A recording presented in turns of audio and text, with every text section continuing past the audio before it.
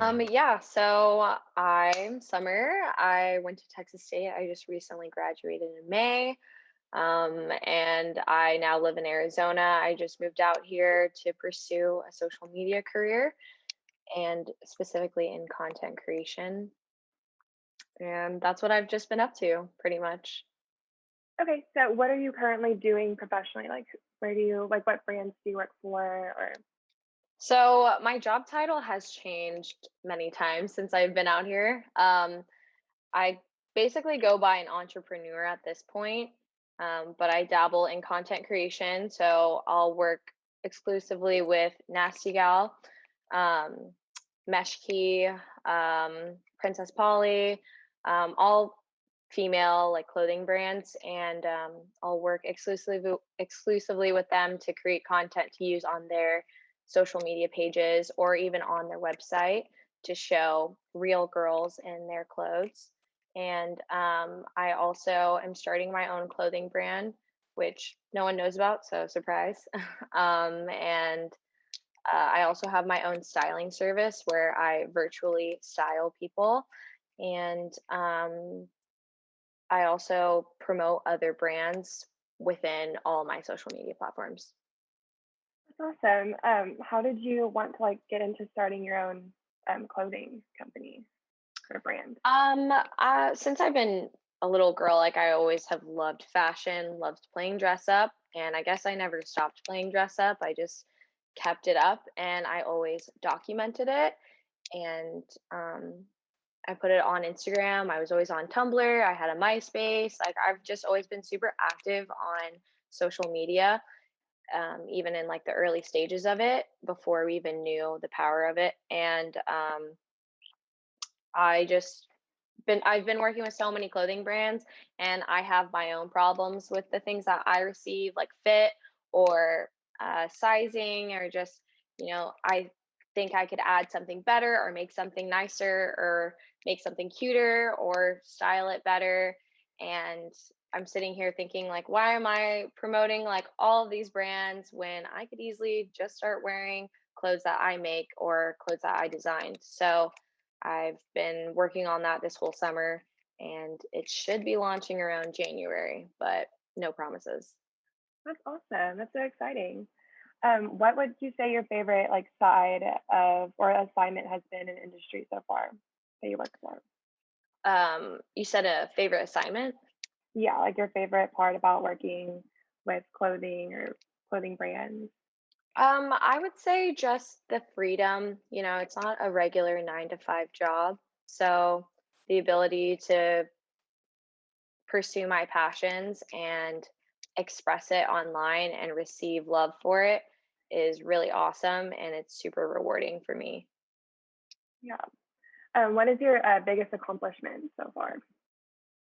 Um, my biggest accomplishment. I think I've I think my following is what I'm super proud of right now.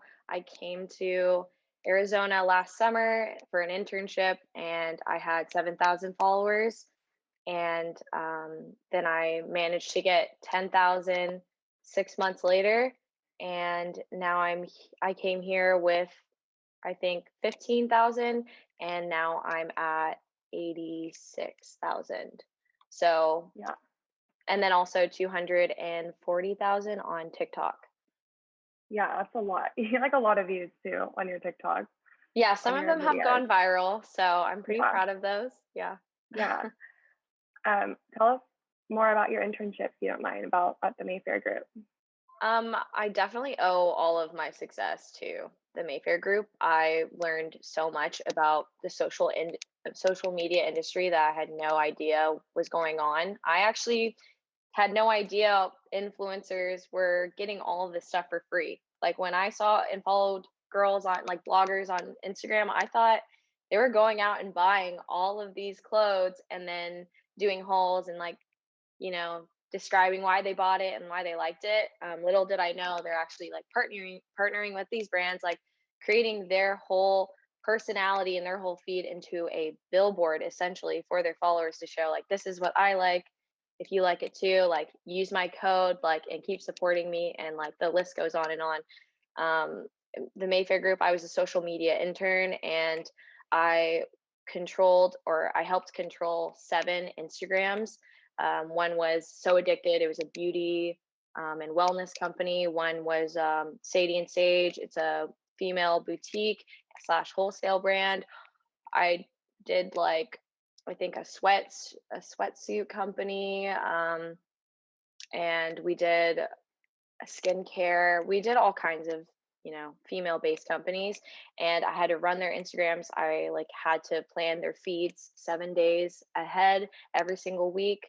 I had to go out, I had to put the clothes on in the Arizona heat, middle of the day, 90 degrees, go shoot pictures, constantly in and out, like, shooting all day. Like, we'd make videos, we'd make IGTVs, we'd, make story content 7 days a week.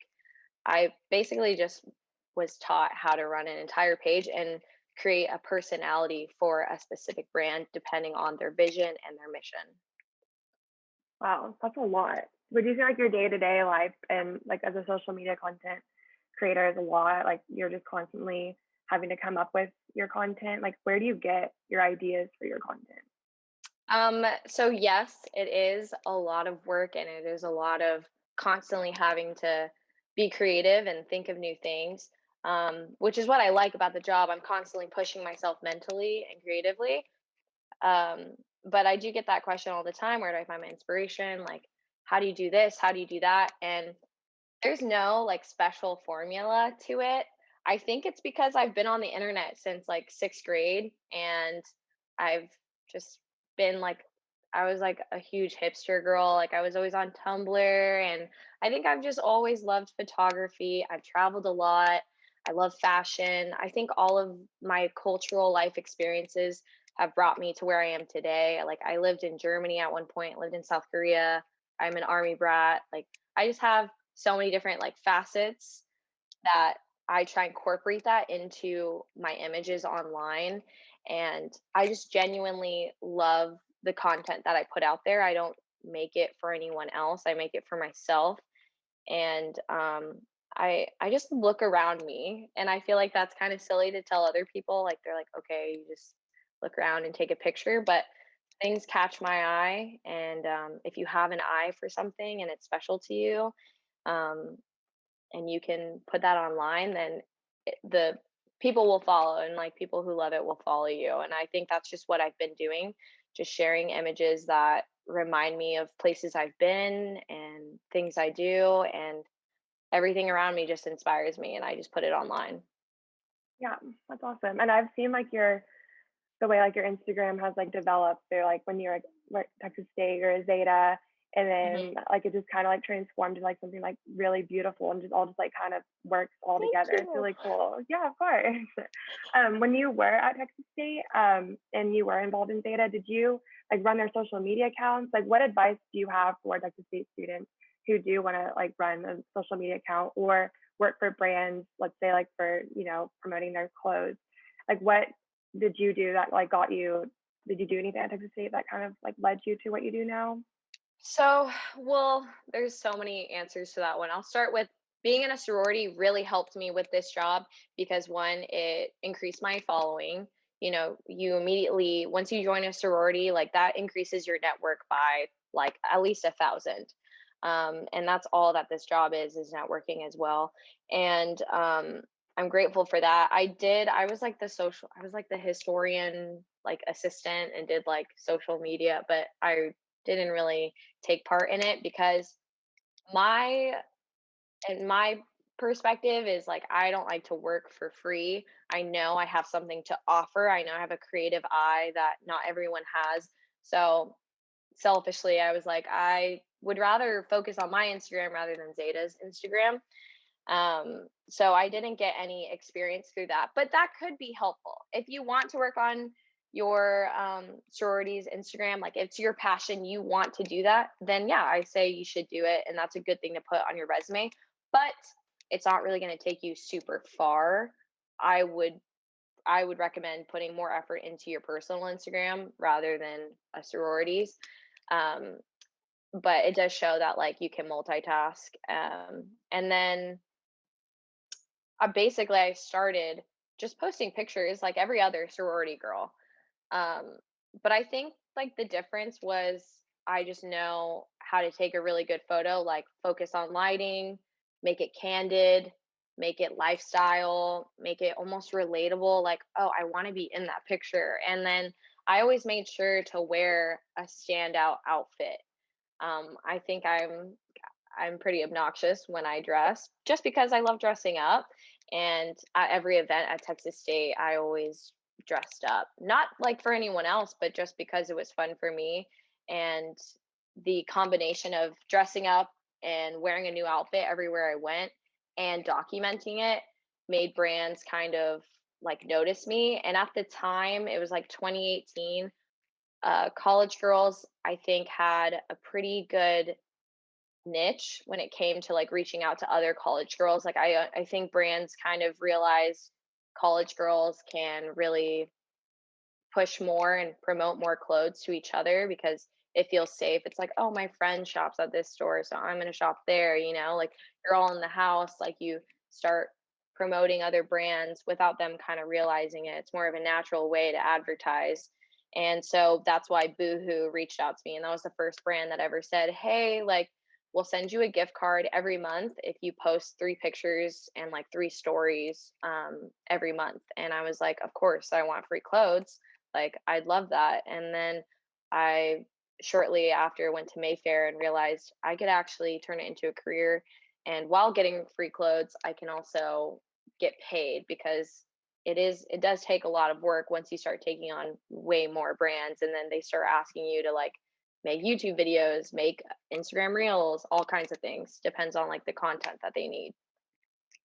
Okay, yeah. So when you like started at Mayfair, you said like your first brand that you worked for was Boohoo, and then you went into Mayfair. Like, how did you like get that internship with Mayfair? Did you have to like post pictures or like have like a certain Mhm. amount of like followers or like your content? Like, what can you like tell people or anyone who wants to like work for like a brand or a company like that? Like, what should they do?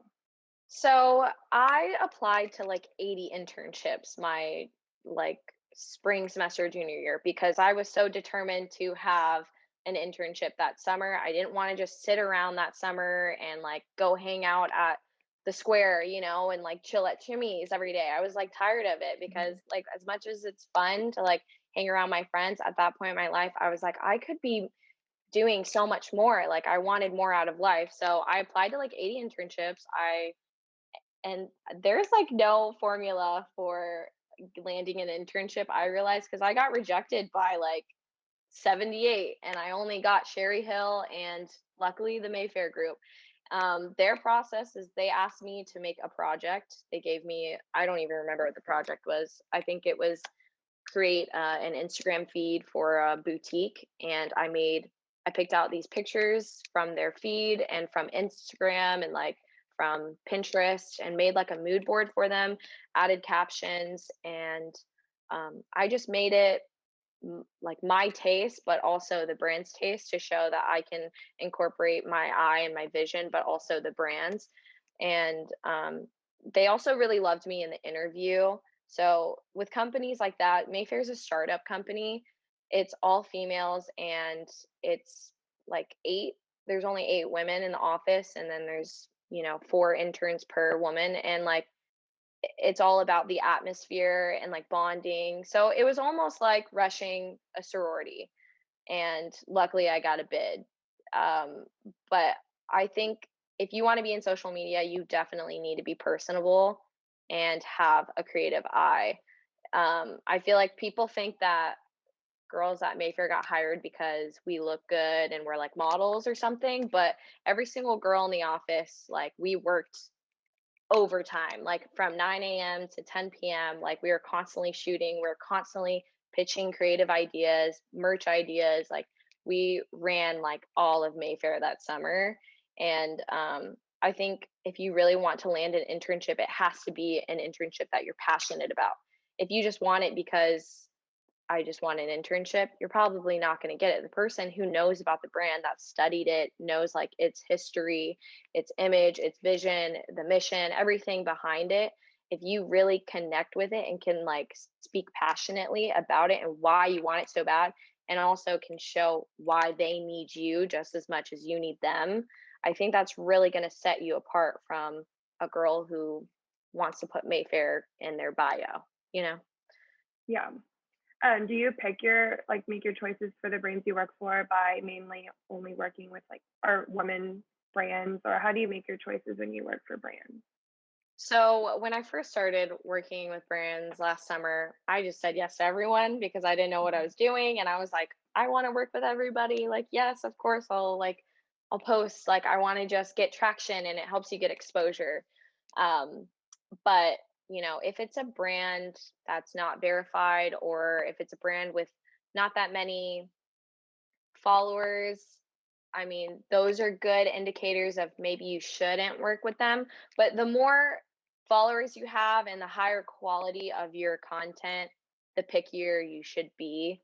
I think last summer I just really said yes to everyone and wanted, if I liked the clothes, I was like, I'll wear it, I'll style it. As long as I like it, it's okay. But now I have to really love the clothes. Like, I look at it and say, like, if I would actually buy this with my own money today, then yes, I will work with you. Because I have to be genuine through this whole thing. I can't push things onto my followers because they'll know right away, like, Summer doesn't actually like this. Like, she's doing this for like a check. So I make sure everything I would actually purchase it because I want to be like confident. Like, I love this item, you guys will love it too. Like, I can't lie to the rest of my followers because then it would just, my foundation of all of this would be false. Yeah. How do you like gauge your success with your Instagram, like with your analytics? How do you like treat your account like a business kind of? So my Instagram's under as a business account. So if you guys want to like look at your analytics, I think anyone can do it. Doesn't matter how many followers you have, and you can track your analytics. It has all the charts on there. But for me, I just set goals every single day. I write in my journal like monthly goals and make sure I meet them every month when it comes to follower count. So every month, this starting this summer, I was like, I'm going to grow 10,000 followers per month, and I'm actually beating all of those goals. So I think writing them down is super helpful to help you like keep track and kind of keep pushing. But I I don't really have a specific number, just as long as my numbers are growing and the percentages are way bigger. Like, each week, my percentages are like above like 25%. Like, I just keep growing, and my reach right now is 1.3 million. And so, as long as I keep beating them, I'm okay with it. There's not a lot of industry transparency when it comes to social media influencers. There is no like chart on how much I'm supposed to be getting paid. These brands are pretty secretive about how much they're paying each influencer. Some get paid way more than the other because why, I don't know. But um, as long as I'm growing consistently, that's all I really care about. Do you think, or what advice do you have for anyone who wants to be a social media influencer? Like these, I feel like the majority of the participants in here are in the social media analytics class.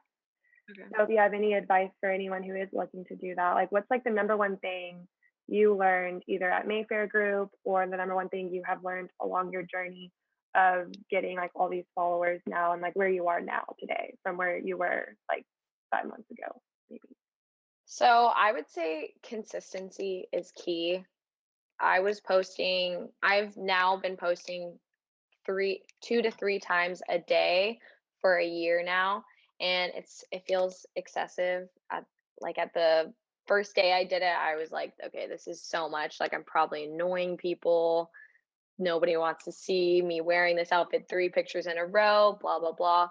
But if you don't start, like, it's never gonna happen for you if you don't start now. Like, if you don't get over that fear that of what people think of you, then you're not going to grow. And I also heard this podcast. She said that it doesn't matter what rate you're at right now. Like, if you're at 5 followers or like 10,000, you should treat your whatever platform it is, whether it's like a blog, if it's on TikTok, if it's on YouTube, Instagram, treat it like a like your audience is a million people and that they're all just dying to see what you have to say today.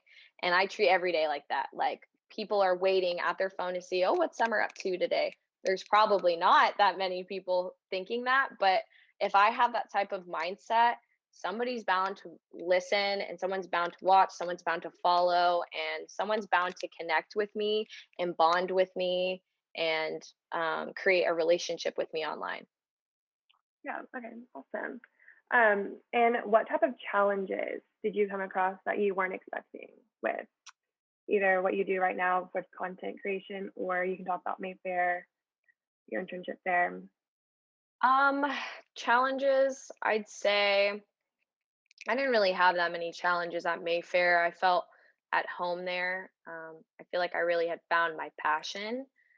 But I'd say as an influencer, the biggest difficulty, and I've discussed this with my fellow influencer friends, that there is no transparency in this industry. So we're kind of like put in the dark when it comes to being paid, rightfully so. None of us really know who's getting paid more or what we should be getting paid and what the standards are. So I think that's my biggest challenge is, you know, these brands will email me and see that I'm growing rapidly and ask for XYZ, like all of these requirements that take a lot of time. They take like 7 hours of my day to edit videos or like edit photos or go out and drive to different locations and sweat my ass off to take pictures in a leather coat in the middle of Arizona.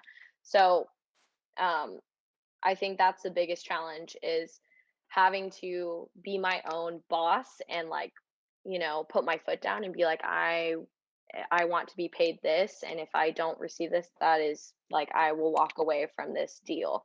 So I think that's my biggest issue. I'm just scared. And it's also having that kind of deals with being a female in a male dominated society is just like being dominant and asking for what you deserve, knowing your worth. Yeah, that's awesome. Did you find that, like working like every day, like trying to create content, like what do you like your days look like right now, starting your own business? Um, like what is your day today, if you don't mind, like if you don't mind sharing, just like how do you create so much content, edit and put on TikTok and Instagram? So my day to day is completely different every single day. It's never the same. I work Monday through Sunday. I never take days off. I mean, I go out at night and live my life and, hang out with friends. But every morning, like, I wake up at 7 and I update my Instagram stories and I post 3 times a day. I already have content lined up for 2 weeks in advance in a planning app for Instagram. So post 3 times a day. And then I'm constantly doing hauls or chatting with my followers. If I notice I don't have something to post today, I'll post a picture of me or a picture of where I'm at and put a question box and be like, what are you guys up to today? Like, ask me some questions. Let's talk. I'll give some advice. It's really different. It's just like whatever I'm feeling. I kind of just treat it all like it's my diary. My life is out on the table. And somehow I manage to eat like one meal a day, probably. I don't know. I'm so focused on social media that um, I I just never put my phone down. And if I have a break, then I'm like, okay, I'll shoot a video. I'm always getting boxes from brands of clothes that I have to shoot TikToks in or reels and take pictures in. So I just I'm just constantly moving and like if I'm not taking pictures, I'm like shooting a video or I'm editing a YouTube video. It's just one after the other. And I do that till like 3 a.m. and then I just do it the next day and just keep doing it. And it's paid off. I just dedicate every single minute to growing my accounts and putting new content out for new people to see and new eyes. Yeah, I don't know how you do it. It seems like a lot of hard work. I can barely post a picture in like 3 months, so that's a lot of work. And lastly, do you have any future predictions for your field or industry? Future predictions, as in, Like where it's leading, where it's going to, or with COVID, like do you think it has like it's kind of more of an advantage since everyone is on their phone or on TikTok, and I feel like TikTok really like that took off. Mhm. But what are your thoughts? Like, what do you think for your industry? Like, where do you see it going? I think if we're all still staying inside for another year, which we probably will be, I think that in a way, COVID did help social media. I mean, fashion is probably doing the best that it has been in a while. Um, like all online clothing sales have skyrocketed because we are stuck at home. Um, but I think what's changing is, and this has to deal with Gen Z wanting everyone to be so raw and real online. Everybody wants the transparency. They're craving realness. They're not craving like the fake filters and the face tune. Like people want to see real life and they want to actually relate to real people in real time. But I think that's definitely shortening our attention spans 100%. So that makes it difficult for influencers and I think that's why I constantly work every day is because, you see a cool video and you're like, okay, cool, 15 seconds, what's next? So Gen Z's attention spans literally like 6 seconds, 7 seconds, like they're on to the next thing. So in this industry, I think you just have to be prepared to not overthink and put out quick content that is like easygoing and yet relatable to the next generation. Yeah. Okay. Well, thank you so much for Yeah, of all of your course. advice and tips. We have about like 20 to 30-ish minutes left, and I'm going to leave that open for any Q&A. I have some questions already in the chat, but if anyone wants to send their questions in the chat box or as we go, you can just unmute yourself and ask them or anything. So we'll start with the first one from Rachel Guerin. She says, I am a social media manager and my client wants to grow her audience. We've been doing the basic social media marketing, posting regular content, and occasionally posting call for action posts using hashtags, etc. But her audience hasn't grown much since River started working for her. Do you have any tips for people who are following the steps to grow an audience but not seeing results? I mean, that's a little difficult. Do you possibly know what kind of account it is? Like, is it a clothing store? Is it a personal account? Rachel, if you want to go ahead and just unmute yourself and ask. Or, okay, she's a yoga therapist. Oh, okay, that's cool. Well, if I was a yoga therapist, I feel like I would host like lives every day of like sessions and connect with other yoga instructors. I would maybe look at other yoga accounts that are performing super well and basically copy what they're doing, copy their content, see what photos they're taking, and just mimic them, or use mood images from Pinterest that are inspirational that people could repost and add to their stories and share. Um, I mean, if you really want to grow a following, TikTok is such a good account to use or I mean platform to use to grow. So like even posting yoga sessions or talking about like spirituality on TikTok could even like make you go viral and provide like more traction to your Instagram page. Okay. Wait, what is your favorite social media platform? Do you like Instagram or TikTok better, and why? Okay, so I loved TikTok when COVID first hit because like I was doing so well, but now I kind of hate TikTok because I'm like slowing down and because of the election, people don't want to see about fashion on TikTok. They wanted to hear about the election. Um, which is another tip. You guys have to be very aware of your audience and what's going on socially. When Black Lives Matter was happening, nobody wanted to see anything but anything like Black Lives, which of course, like I was the same way. Like I didn't really post much because life was happening. It wasn't necessary. So you have to be very aware of the cultural setting and the political weather at the time. But I would say Instagram is my favorite just because I treat it like a diary and I just post whatever I want and like it's fun for me. I do it well. Yeah. Um, leading into that question, someone asked, how do you balance your personal posts versus promotional posts? Like, how open are you with your personal life? Pictures are great on your Instagram. So, I try to not, overwhelm people with promotional pictures. But as my job, it's kind of expected. So I just make sure my promotional posts are as lifestyle and as relatable as possible to my audience. I try and keep the energy very cool and effortless and like, oh, I just shot this, like real quick.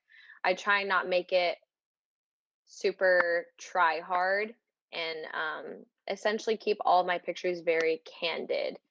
And I will throw in a lot of photos that I just shot in like 2 seconds. I just posted a picture from a dinner the other night. My friend took it in 2 seconds and it got 13,000 likes. And it was like my most liked picture. And I was like, okay, I didn't even try. I didn't have to like get a tripod and put on this full outfit. Like I just went to dinner. So I think putting in like mood images from my real life, not from Pinterest, but like actually from my travels and just sharing my experiences and then also throwing in a couple of ads kind of loosens the idea of me shoving like an ad in your face. Yeah. Um, okay. And the next question is, as an influencer who is constantly growing, do you ever see yourself expanding in a sense that you will be getting a manager or an assistant to help?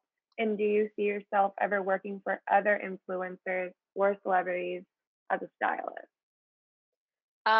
So yes and yes. I did try and get a manager this summer. I signed up for it 3 months ago and it was horrible. They're great people, but I'm a businesswoman and I don't like giving anyone else the power over my brand. Like I've created this, I've been working on this since I've been on Instagram for 9 years now. And like I've been creating this image and brand for myself for 2 years now. And letting someone make deals for me and tell me like when my deadlines were and I wasn't able to see emails, I hated that experience. So I don't think I'll ever get a manager. I'm going to be my manager for the rest of my life, honestly. And then the what was the second question? Do you see yourself ever working for other influencers or celebrities, like as a stylist?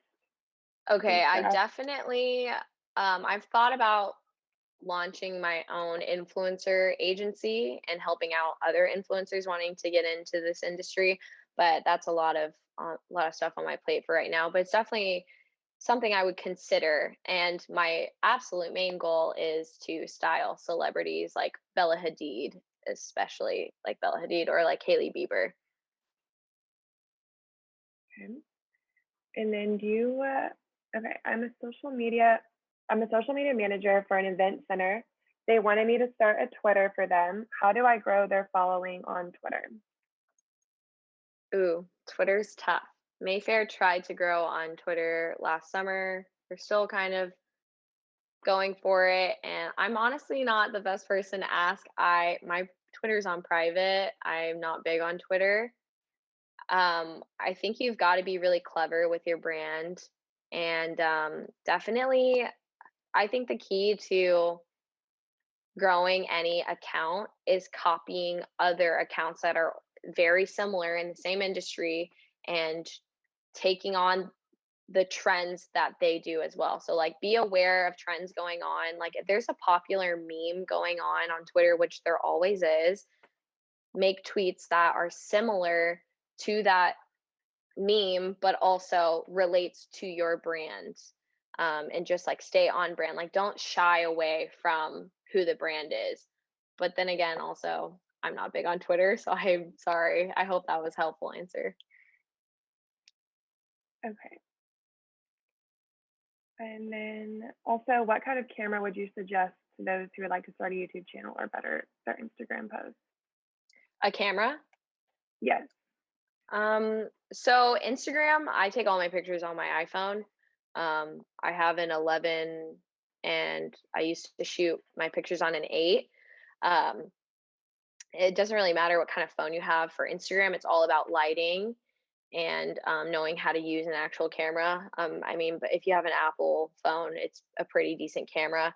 As for YouTube, I've shot some of my vlogs with an iPhone. The sound's not that great. And then the rest of my videos, I use a Canon M50, and that's great quality, but it's also not great for on the go vlogging. If you want to do on the go vlogging, I recommend a smaller camera that can like fit in a purse, which I don't know a type for that yet, but I'm looking for one. Okay. And last question, I get a lot of small businesses contacting me from Instagram and want me to buy a product in order to be featured on their page. Should I ignore them or work with them? 100% ignore them. Like I said, guys, don't ever work for free, no matter what industry you're in. Like, you have that power over a brand. If they're asking you, do not pay them. That'd be like a guy asking you on a date and then you pay for the dinner. Like, no, you do not buy their clothes. I did that before when I was just starting out, and I realized like you should be receiving the gift. Alrighty. So that's it for the Q&A. So now can we just ask for any like aspiring words that you may have for everyone? Um, I think it's not super inspirational, but just know if you want to get started now, it's not going to be the best. Like, it's not going to be an amazing outcome. And if it is, then that's awesome. Then you started for the right reason. But if it's not great at first, just keep trying.